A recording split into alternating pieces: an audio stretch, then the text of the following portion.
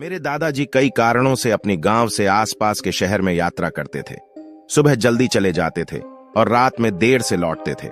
शहर और गांव के बीच की दूरी लगभग 15 किलोमीटर थी और ग्रामीण क्षेत्रों में बिजली बहुत कम रहती थी।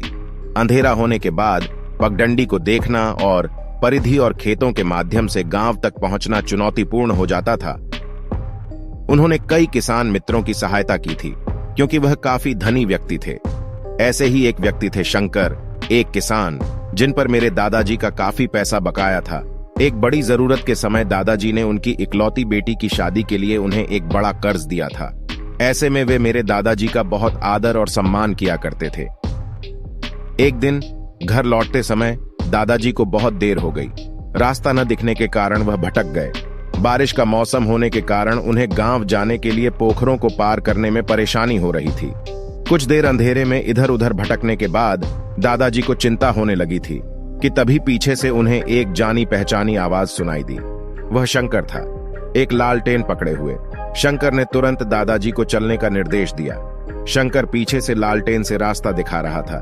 उसने दादा से सख्ती से कहा कि वह पीछे मुड़कर न देखे। दादाजी ज्यादा न सोचते हुए चलने लगे। उन्होंने रास्ते में शंकर के साथ बात की, अपनी बेटी के स्वास्थ्य और उनकी फसलों की प्रगति के बारे में पता लगाया। मेरे दादाजी ने गांव, सड़कों और बारिश के बारे में बात करते हुए एक बार भी अपना सिर नहीं घुमाया। जल्द ही वे घरों के कगार पर पहुंचे। शंकर यह कहकर चला गया कि वह और अंदर नहीं जा सकता क्योंकि उसे कहीं और जाना है।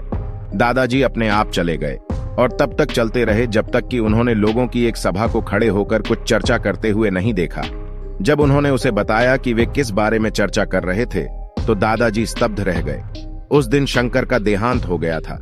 अपने कर्तव्य का भुगतान करने और दादाजी को जरूरत पड़ने पर उनके साथ रहने के लिए शंकर मरे हुओं में से वापस आ गए थे।